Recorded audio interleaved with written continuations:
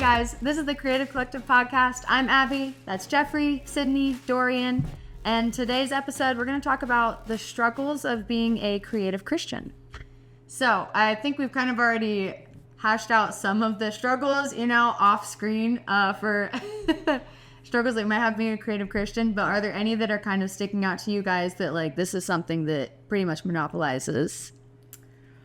I know for us, when we're looking for inspiration, it's like you cannot find appropriate content. Like that's such a struggle. Yeah. And then you don't want to be like the stereotypical cheesy Christian content to where like I'm out here rapping for Jesus and it's like staying like, relevant. Yeah, like it's almost like what you said. Sometimes content is just really hard to almost like flip a Christian version.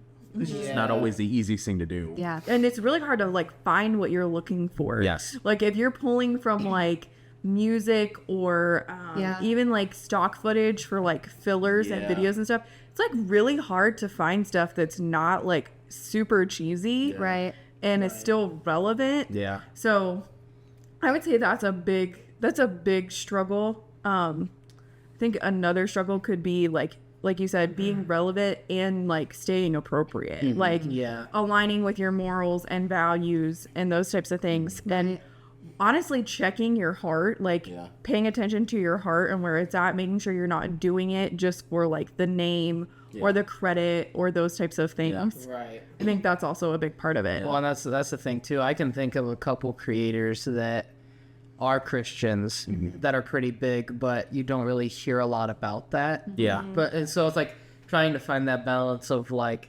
not coming across as cringy, but also not settling. Yes. Well, and the other part of it is too is like we're called to, reach the lost and those types of things. And so you can't just come out with it, Yeah. Right. Like you have to kind of live your life as the example. And so you can't always you can't always like just outwardly bring it into the conversation, because for some people, if they have preconceived notions, like it can be very off-putting. Yes. So it's like you have to weave those beliefs and morals and elements in with your creativity in a way that doesn't straight up just say it. You know what I'm saying? Yeah. Yeah. So here, I have a question then. I just thought of this. Okay.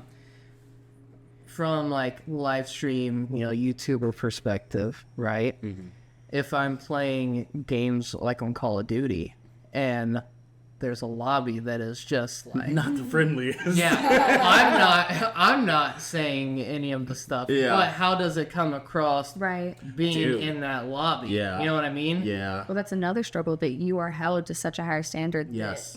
That you just get that impact no matter even if you intended it or not. Well, I another thing even to follow up on that is I feel like another like struggle of just being a creative Christian is it's the fear of like, man, I'm gonna put this out, but man, what if my other people in my community are just like, hey, you're a Christian? Playing that? One comment, like did you not hear what they said in that lobby? Well, but I muted it. It doesn't matter. You still uploaded the video. Like it's almost like the fear of the ridicule. Of like, hey, I'm a Christian and I'm simply just playing a video game, a tool, not engaging in whatever is going on, but yet I'm still catching the heat in the fire from something else that other people are doing.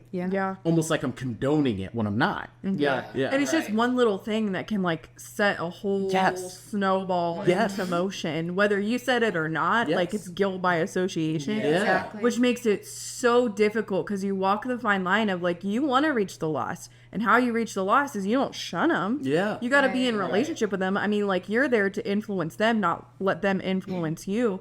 But still, from the outside looking in, it's like that guilt by association where you hang out with those people that say and do these things. Well, it's like, sure, you're legalistic. you have to find the balance of like the grace to be around them and the truth of like, we're not gonna do this. This is not okay. Those types of things. But it's like for people that don't know who you are, they don't know your heart, they don't know like literally how you minister to people. It's like it can one little thing can ruin the whole reputation. There was a book I read that it talked about like this aspect of too much grace and then too much law, and how there had to be a mixture of both. And I feel like that's kind of where you find yourself almost all the time. Because it's you don't want to have the moments where it's too much grace to where you're almost like condoning and allowing things to happen that you know shouldn't happen. Right. But you also don't want to have so much law that it's just like, well, what is the point of me even saying that this is what I believe in? Because now I'm just chewing people up and down of, hey, well, you're not doing this, you're not doing this, and you're not doing this. I'm not saving anybody. Right. If anything, I'm giving them more of a reason to not even want to associate with me. Well, and you have to pay attention as to what your name is on. Yeah. Like if you're working with a company or a client or any of those types of things that has a different set of beliefs than you, then you have to pay attention to, you know, what are their values and what are their morals, and like, is your name associated with that? Yeah. And like dividing the line of like, this is where we begin and this is where this other brand begins. Like you have to figure out the beginning and the end for them. Yeah. Like I think it's great that, you know, the Creative Collective works with the Remnant because we do have a similar set of beliefs and values and those types of things. Right. But it's like being creatives, it's like you have to work with other people that don't have that. Yes. Like it's an environment where you have to have a very diverse set of clientele and skills and, you know, sometimes niches. You got to be able to kind of be adaptable, and sometimes you don't want to blend because you don't want to like hide in plain sight, but you have to be able to, you know, be flexible. Yeah. Not necessarily in your morals and your values, but how you handle certain situations as a creative. Yes. Yes. Yes. So something else then, going more into like a physical aspect of struggles being a creative Christian. We talked a little bit about, you know, running into mental block and all of those things. What other struggles do you guys face, like even in daily lives and all that stuff? I feel like sometimes it's like time. Like, and I think we'll elaborate this on like later episodes, but it's like we still have full-time jobs. And so like, you know, being able to be creative, like you have to be able to sometimes put like your own personal desires and wants aside for a second so that you can do the other things that you've been called to do. Yes. So it's like I have passions and desires in my heart, and you know, God said I could have those, but it's all dependent upon seasons sometimes. Right. And it's like you're not always in the season to necessarily get the fullness of that. And sometimes I don't think God's withholding anything from us at all. But I think sometimes it's we aren't ready. Right. You know what I'm saying? Yeah. Like Malachi talks about, I think it's Malachi 3:10 and 11. It's like, your grapes will not fall from the vine until they are ripe. Right. And so sometimes it's because, you know, the harvest is still in its producing season. That's so hard waiting. Yes. And waiting sometimes can be the longest, and it is the hardest season. Yeah. And like, sometimes it's that. And I think sometimes it's like, we aren't ready. There's still lessons that we have to learn.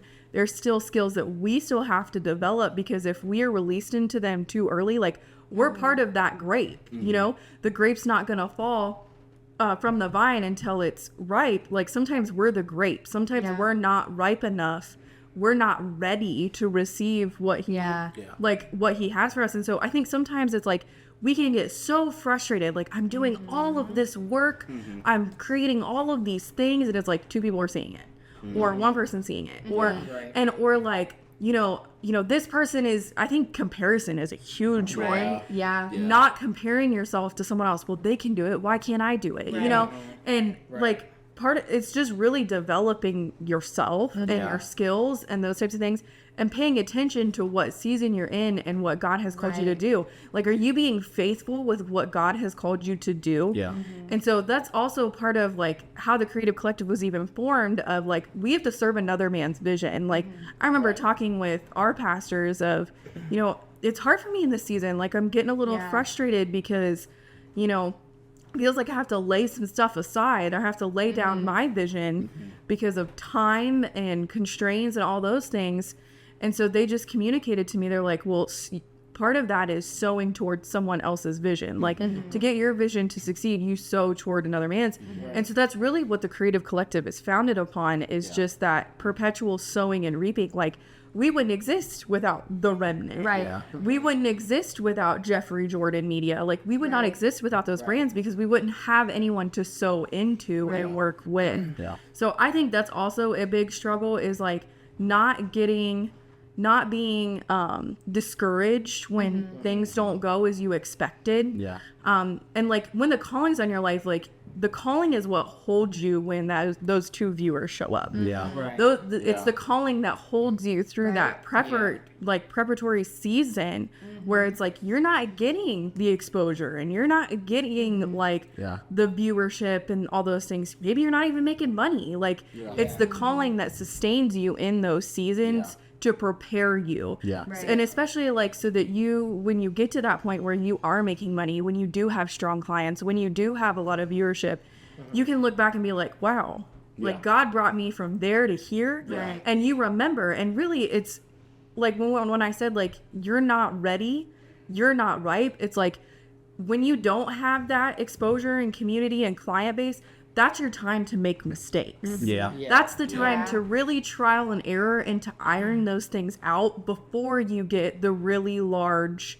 client base, community, those types of things. Because when you make that mistake at that level, it's going to be much more detrimental than when you made it over here with these two people. Right. Yeah. That's exactly what happens with Elijah. Before you have Mount Carmel. Yeah. He was in that period where he was alone and isolated. Yeah. And that was God's time to work on him and to have that fellowship. Yes. That if he had went straight to Mount Carmel, if he had, if they hadn't had the 3.5 years of drought, that there wouldn't have been that time for him to mentally prepare, for him to commune with God, for him to have that time to make the mistakes, to grow and learn. Yeah. It's There's no just- prepping season. and we humans are awful just Yeah.